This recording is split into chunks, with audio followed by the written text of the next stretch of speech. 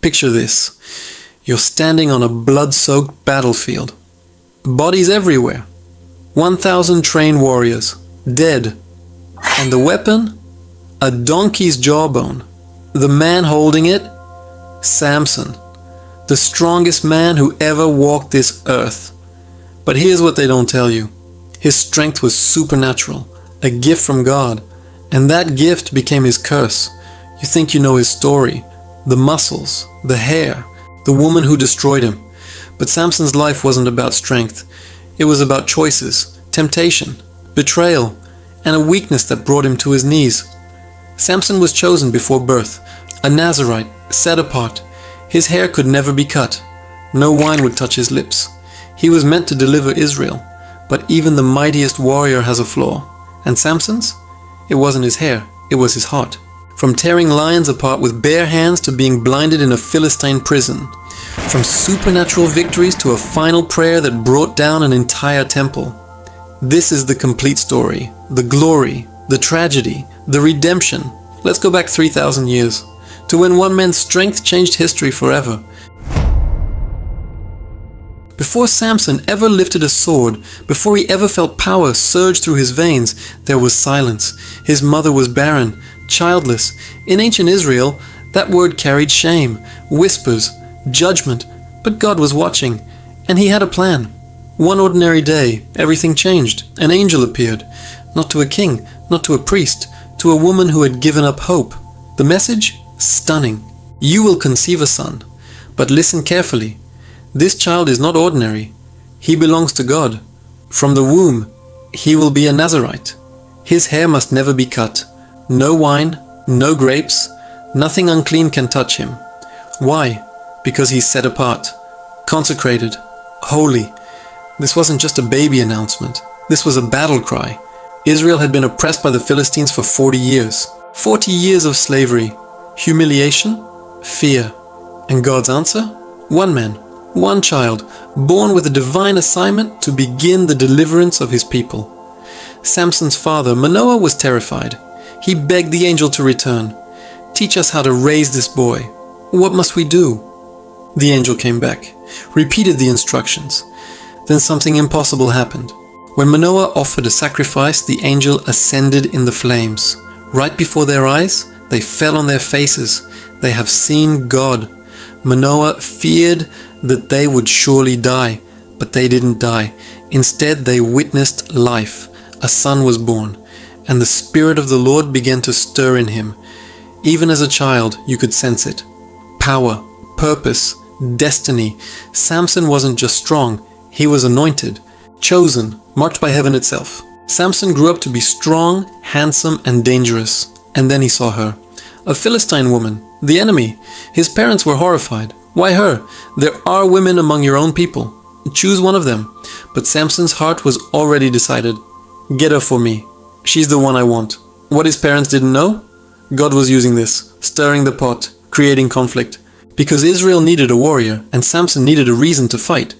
On the way to meet this woman, something happened. A young lion came roaring toward him, ferocious, deadly.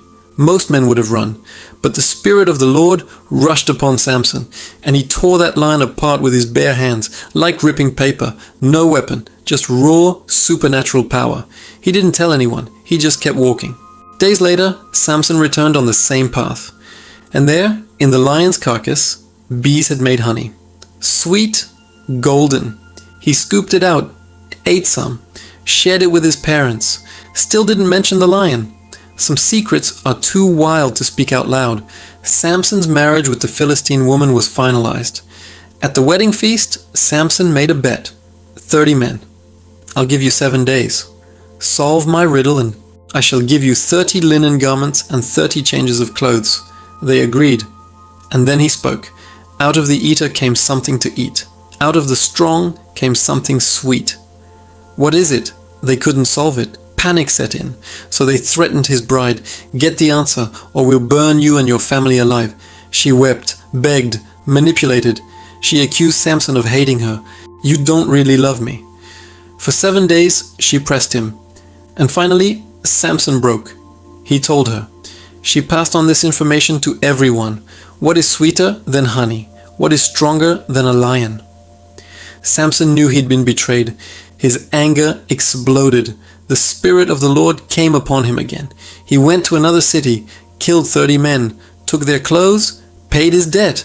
Then he left, furious, betrayed and alone. The pattern had begun. Strength, women, betrayal, and rage.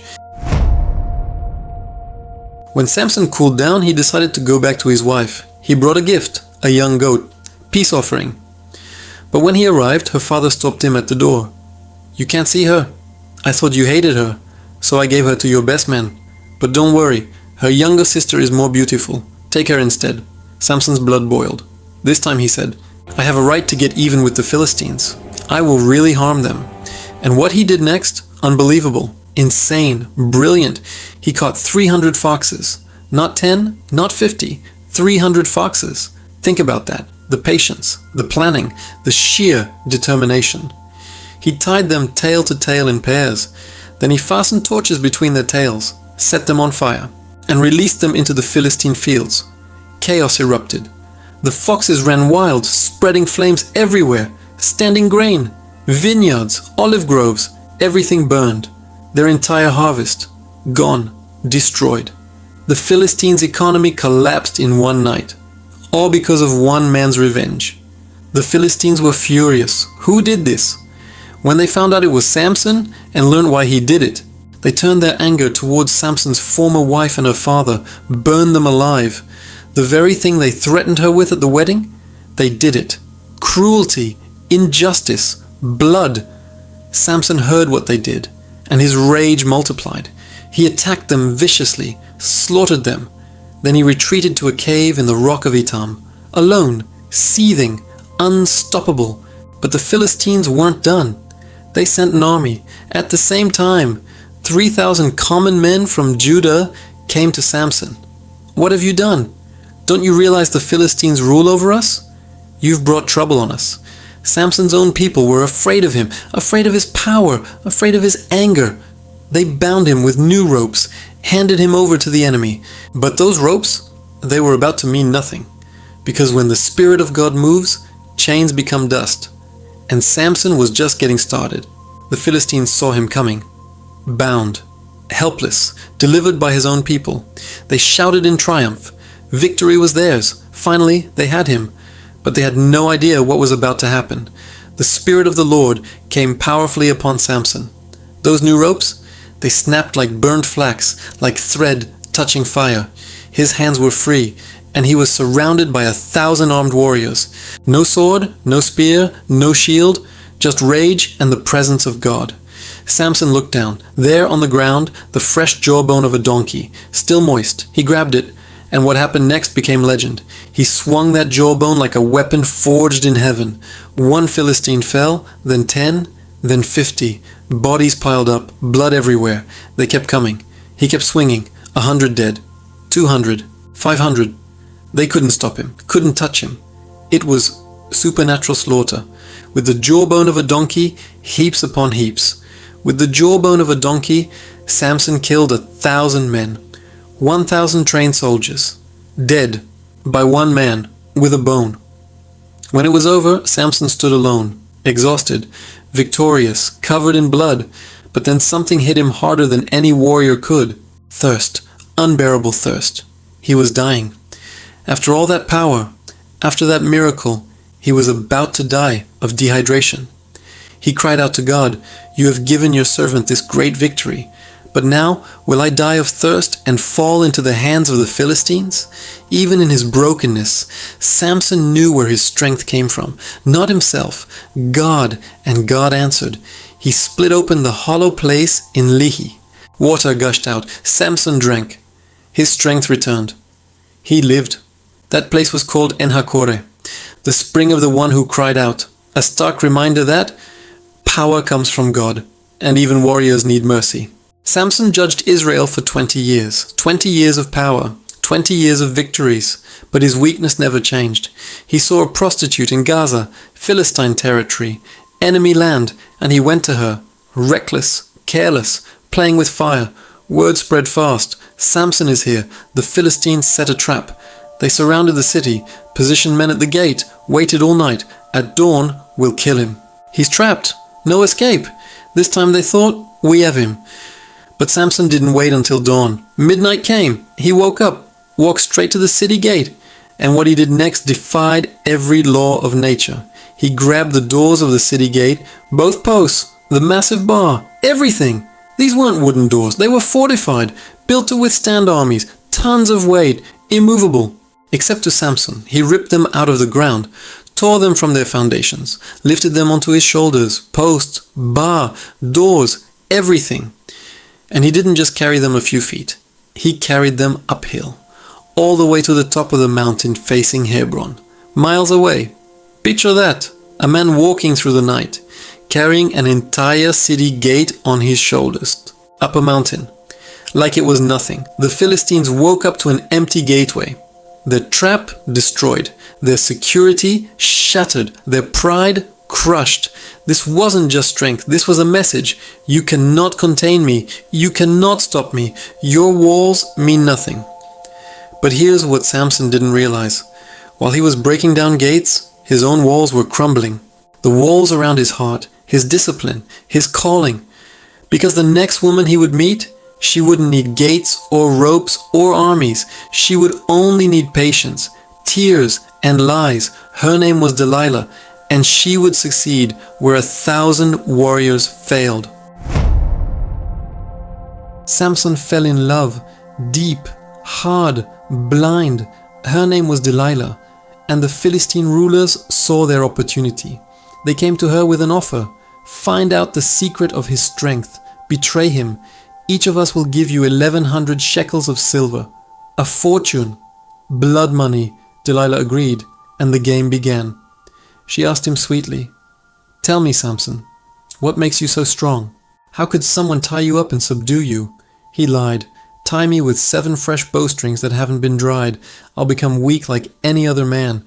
She did it. While he slept, she tied him. Then shouted, "Samson, the Philistines are upon you." He snapped the bowstrings like string touching flame. She pouted, "You lied to me. You made a fool of me. Tell me the truth." Again he lied. New ropes that have never been used. She tried it. Same result. He broke free effortlessly. Her frustration grew. Third time. "Weave the 7 braids of my hair into the fabric on a loom." She did it while he slept. He woke up, pulled the pin free. Still strong, still lying, still playing with fire. Then Delilah changed tactics. She nagged him daily, pressed him, wore him down. "How can you say you love me when you don't trust me? 3 times you've lied to me, day after day. No peace, no rest." His soul was exhausted. Finally, Samson broke. He told her everything. "No razor has ever touched my head. I've been a Nazirite to God from birth. If my head were shaved, my strength would leave me. I would become weak like any other man." Delilah knew. This was the truth. She sent word to the rulers, "Come back. He's told me everything." They came with the silver, and while Samson slept on her lap, she called a man to shave off his 7 braids. His strength left him. The Spirit of the Lord departed. She shouted, "Samson, the Philistines are upon you." He woke up thinking he'd escape like before, but he didn't know the Lord had left him. They seized him, gouged out his eyes, bound him with bronze shackles. The strongest man alive, now blind, broken, grinding grain in prison like an animal. All because he gave his heart to the wrong woman. Months passed. In the darkness of that prison, something was happening. Samson's hair began to grow back, slowly, quietly. The Philistines didn't notice. They were too busy celebrating. They gathered in the temple of Dagon, their god. 3,000 people, Philistine rulers, warriors, citizens, all packed inside and on the roof. They were offering sacrifices, singing, praising their God for delivering Samson into their hands. "Our God has delivered our enemy into our hands, the one who killed so many of us." Then someone shouted, "Bring out Samson, let him entertain us." They wanted to mock him, humiliate him, parade their trophy. So they brought him out, blind, weak, a spectacle. They positioned him between the 2 central pillars that held up the temple. The crowd roared with laughter. "This is the mighty Samson. This is the man who killed 1,000 of our warriors. Look at him now." Their mockery echoed through the temple, but they didn't see what was happening in Samson's heart. He spoke quietly to the servant holding his hand. Put me where I can feel the pillars that support the temple. I want to lean against them." The boy did. Samson stood between the two pillars, his hands touching them, and then he prayed, "Sovereign Lord, remember me. Please, God, strengthen me just once more. Let me with one blow get revenge on the Philistines for my 2 eyes. One last time, one final prayer. Not for glory, for justice." Then Samson pushed with all his might. He braced himself. "Let me die with the Philistines." The pillars gave way. The temple collapsed, dust screaming, chaos, stone crushing everything. 3,000 people died that day, including Samson. In his death, he killed more Philistines than he had killed during his entire life. The mighty warrior fell, but he fell on his terms. Redeemed, restored, remembered. His brothers came, retrieved his body, buried him between Zorah and Eshtaol. The journey was complete, the calling fulfilled, not perfectly, but powerfully. What does Samson's story mean for you? This isn't ancient history. This is a warning from God. Samson had everything: supernatural strength, divine calling, God's favor, but he threw it away in 1,000 small compromises. A look, a touch, or a lie. Sin doesn't destroy you overnight. It erodes you slowly. Samson's weakness was never his hair. It was his heart. He loved the wrong things, ignored the warnings. Samson thought he was invincible, until the day he wasn't. How many times have you played with temptation, thinking you're strong enough, thinking one more time won't hurt? Samson thought that too, until the presence of God was gone. But here's the hope. Even when Samson was blind and broken in prison, God still heard his prayer. God's mercy is greater than your mistakes. Samson's final act wasn't just revenge. It was redemption. You might be in bondage right now.